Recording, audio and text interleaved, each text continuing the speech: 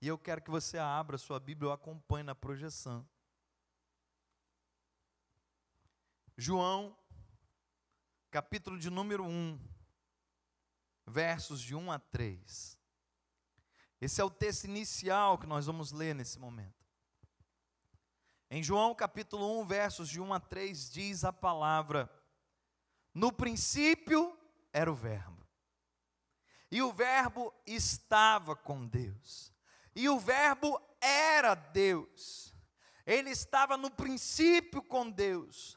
Todas as coisas foram feitas por Ele, e sem Ele, nada do que foi feito se fez. Amém?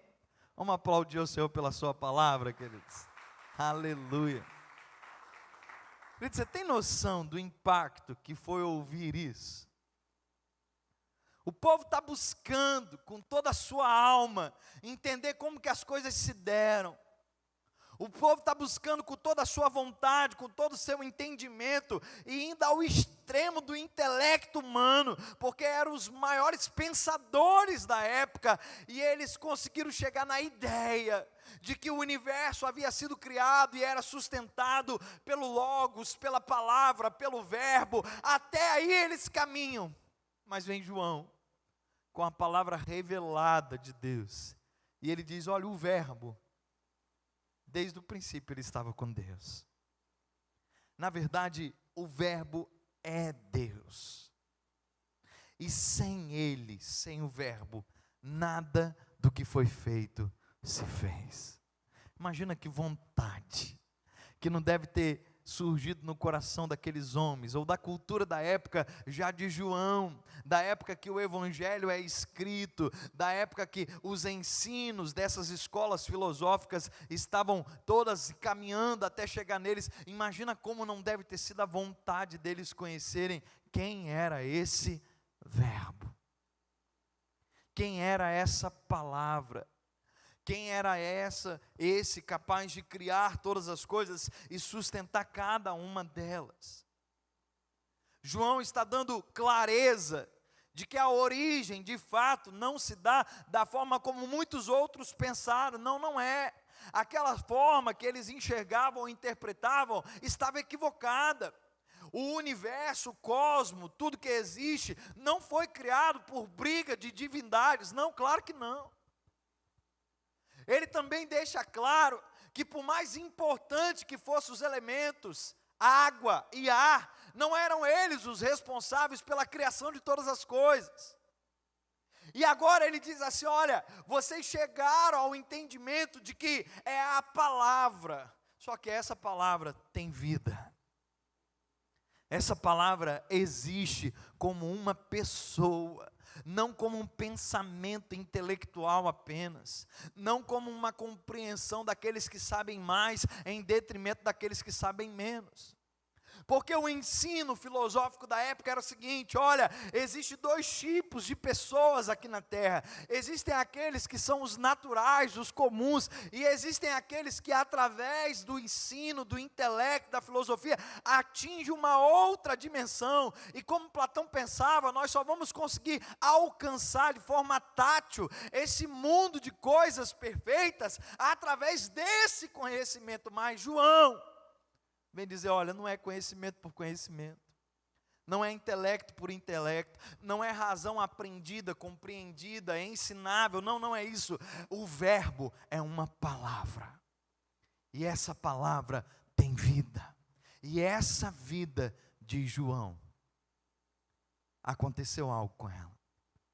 E aí, queridos, deve ter causado uma confusão, quando no verso 14 desse texto, João declara uma outra verdade sobre a vida de todos aqueles que seriam leitores dele. E ele diz: e o Verbo se fez carne e habitou entre nós, cheio de graça e de verdade, e vimos a sua glória, glória como do unigênito do Pai. Não apenas está esclarecido que a origem de todas as coisas se deu através do Verbo, porque sem Ele nada do que existe foi feito. não apenas está esclarecido que de fato existe um mundo físico, natural, e existe um outro mundo, um mundo de coisas perfeitas, mas para além disso, um mundo que em essência é a perfeição. Existe. Mas quando o conhecimento daqueles homens ou da cultura ensinada por eles levava a entender que somente através dos logos, o verbo, é que eles chegariam a esse mundo perfeito, João esclarece dizendo: esse verbo, ele veio e ele habitou entre nós. Humaniza, personifica, lança brilho sobre uma fala, uma crença que até então era abstrata, intátil, sem condições de que qualquer um deles conseguisse compreender de uma forma mais expansiva em seus corações. Agora está revelado através da palavra que não é um grupo apenas de pessoas que consegue alcançar esse mundo de coisas perfeitas, porque não se dá através de um intelecto humano, ao contrário. Esse mundo de coisas perfeitas veio habitar entre nós. Nós estamos falando de Jesus de Nazaré, aleluia.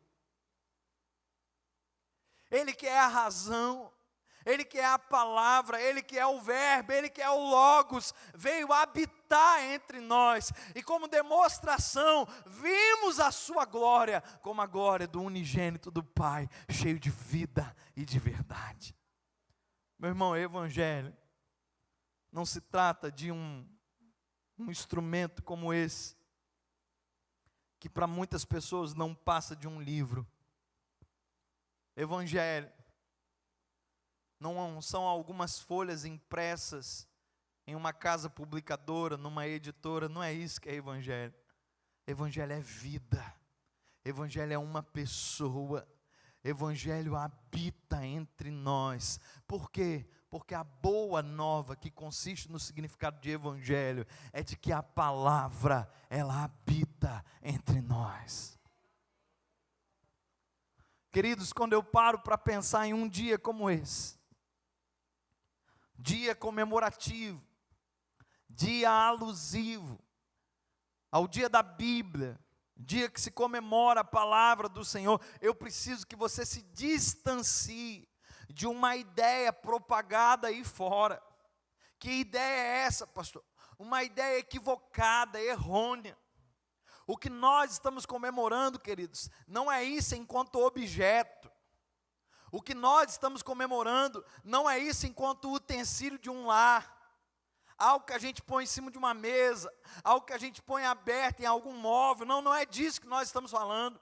Hoje nós não estamos a comemorar um livro que foi publicado em diversos idiomas. Nós não estamos a comemorar um livro que é o mais vendido no mundo. Não é isso que nós estamos a comemorar. Nós estamos a comemorar, queridos, o dia da Bíblia como sendo a palavra de Deus, o verbo que se encarnou a habitar entre nós. É isso que nós comemoramos hoje. Tem vida nesse dia, tem significado nesse dia.